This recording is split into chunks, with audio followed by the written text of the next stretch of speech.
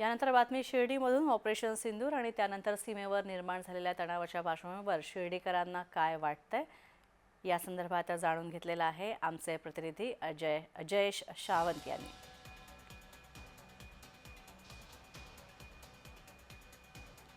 आपण पाहतोय भारतीय सैन्याने ऑपरेशन सिंदूर राबवत पाकिस्तानचे नापाक इरादे जमीनदोस्त केले। चला या संदर्भात आता सर्वसामान्य जनतेच्या मनात काय भावना आहेत या युद्धजन्य परिस्थिती संदर्भात आपण जाणून घेऊया। ताई, एकंदरीत काय वाटतं? एकंदरीत आता भारतात पाकिस्तान बाँड्रीवरती सीमेवरती युद्धजन्य परिस्थिती आहे।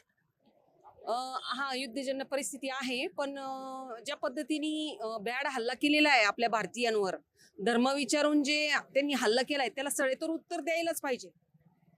ऑपरेशन सिंदूरच्या माध्यमातून भारताने पुन्हा एकदा आपली ताकद सिद्ध केली आहे। जसं तसं उत्तरही पाकिस्तान दिलेलं आहे।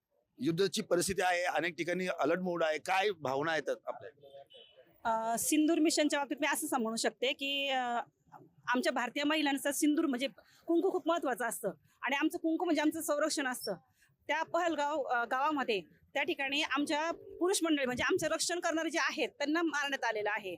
तर त्या ठिकाणी आम्ही मोदीजींचे खूप धन्यवाद म्हणतो। पहलगाममध्ये जो हल्ला झाला त्याचा मी जाहीर निषेध करतो आणि अशा भाड हल्ल्याचा आम्ही दरवेळेस निषेधच करत आलो आहे। तर आता मी फक्त एवढं सांगेल का जो त्यांनी हल्ला केला आणि त्याच्यावर जे भारत सरकारने आपल्या इंडियन आर्मीने जे त्यांना प्रत्युत्तर दिलं, तर याचा आम्ही खूप जास्त समर्थन करतो आणि जसे तसे जबाब आपण द्यायलाच पाहिजे।